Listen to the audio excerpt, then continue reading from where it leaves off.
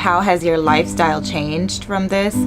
How has your children been impacted? How has your home changed since this whole pandemic? And my answer is pretty much that we do stay home a lot more. I cook a lot more. Our favorite restaurants are only doing delivery, so we definitely don't go out to eat. And I feel like I've probably picked up food maybe twice since this happened, just because we're so paranoid.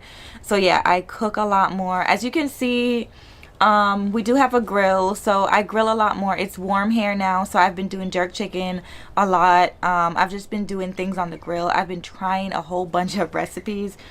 As for my son, we still go for our walks and we practice social distancing.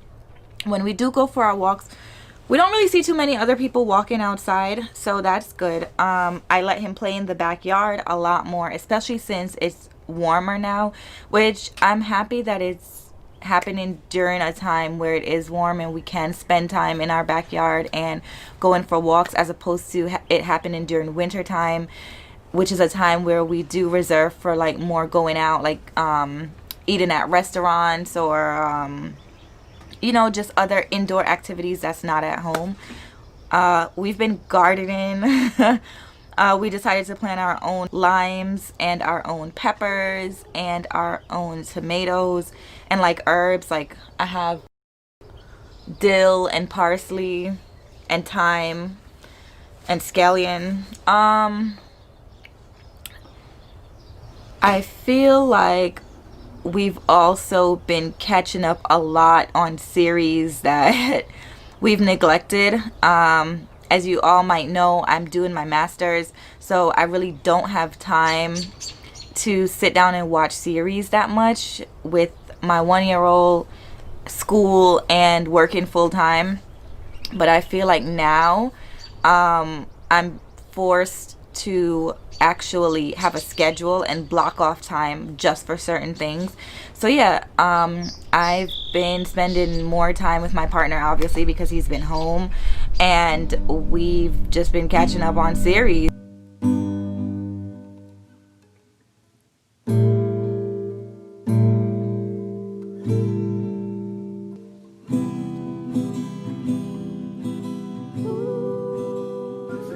And it's just really scary because I have to try to stay as safe as I can because I can't risk catching this.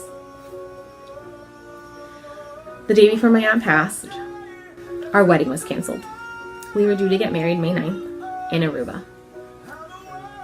And they're closed, I believe, till May 31st. I'm not sure it's been extended any further than that. So it's supposed to be not only one of the happiest times of our life, but we should have been on an island on vacation right now. And that also isn't happening. So for many reasons, COVID-19 has put a damper on our lives, and it's made us all sad. A wedding can happen another time, but my aunt isn't coming back. We can't redo her burial. We can't ever hug her or say goodbye. I never want to relive these moments because they were horrible, but it's not a joke and it's what people are going through. I have a lot of healthcare family members, and their advice is to stay home. And they tell us these stories, and the stories they share are heartbreaking, and it's scary. And you can feel however you want, but I know how we feel, and it's sad. So with that being said, I've been home, and I've been trying to find a positive, and I've been trying to help. So the way I help is, I've been sewing. I picked up a new hobby, y'all. And I've been sewing headbands with buttons for all my clients. and for people in the hospital, and I did some for firefighters and police officers so that the mask can go on and the headband goes around and it doesn't pull their ear. I'll put it on, my god, big old head, and it might look a little tight and crazy. So it's so that their ears don't get cut and it gives them some relief. So I've been making those, and I've been doing that out of leggings. So once I'm done with the legs and the leggings, I've been sieving the top part and trying to take any piece of material that I can. So the top part I take apart and I use the pieces to make a mask. I bought some type of lining. I bought muslin fabric and 100% cotton, and I've been able to sew some masks. And I've just been trying to keep myself busy and positive, and this is what I've been doing in my free time. No more fun with Calvin. No more home projects that I thought I would be doing, because I can't keep my mind off of being sad. But I'm just trying to help people the way that I can, the way that I know how, in some way that's not going to be costly, because obviously I'm not making anything. But thank you to everyone who has donated like the materials. I've had people donate tons of leggings and thread, and just any type of financial help has been great, because I've been able, like I said, to do a bunch of them. I've done over 100 and I think 20 so far. I have carpal tunnel, so my hands hurt a little bit, but that's what I've been doing with my time to be, you know, productive and just stay positive. And it's just been really sad losing my aunt, canceling my wedding. It's all been really sad.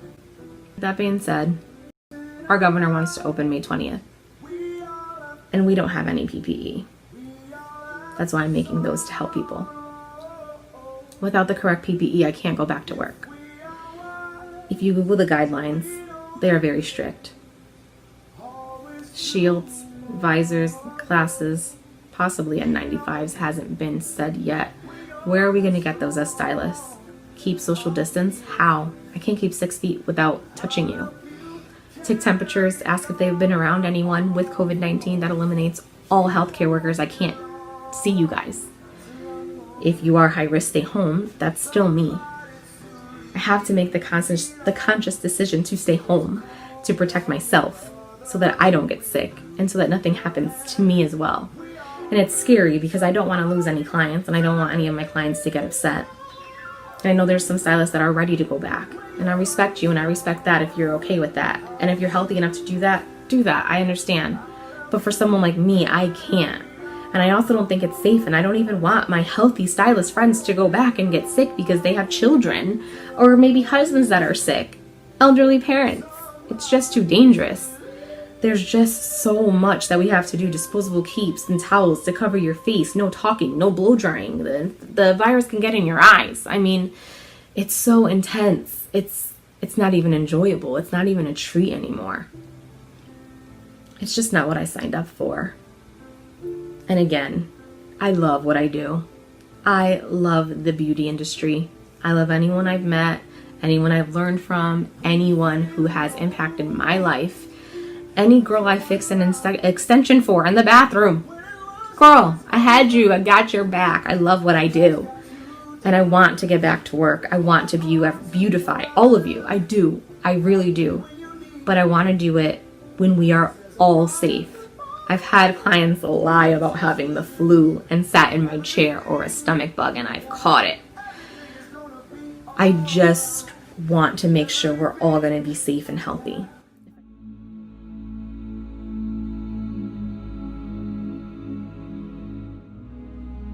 We know we're now in a corona pandemic, so this is part of my prep for getting ready to leave the house. I'm actually getting ready to leave the house to go pick up my children from their father.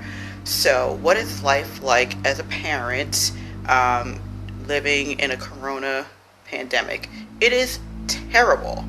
I mean, being trapped in the house all day with my children, God bless teachers. They have a tremendous job, and I've never been cut out to be an educator. So now I'm dealt with trying to play 24-hour cook, 24-hour maid, 24-hour educator. I have 3 children, 15, 12 this coming Friday, and 8. And not only am I trying to do all these things, but another area that, because the world is so stressed and strapped for medical help, us caregivers, mental health caregivers, are also being stretched beyond means. All three of my children have mental health issues. My almost 12-year-old is severely autistic, and living in a corona world has totally impacted his schedule. And for anyone who has a child on the spectrum, schedules are very, very important to them. They are like their routine, and now his routine has been interrupted, which we were just establishing a regular routine with more therapy involved, and everything has been derailed. So trying to deal with 3 children with mental health issues, and mental health facilities are either closed or reduced hours or social distancing, so it makes life a lot more difficult. It's been a struggle for me personally to even be able to have the energy to do this, because we're also neglecting ourselves trying to deal with so many other things. So a corona world makes it a lot more difficult. And I want to give a shout out to anyone who sees this video who also is in the same predicament with dealing with children with various mental health issues. I feel your pain 2,000,000%. And let's just try to get through this as quickly, as safely as possible. Ooh.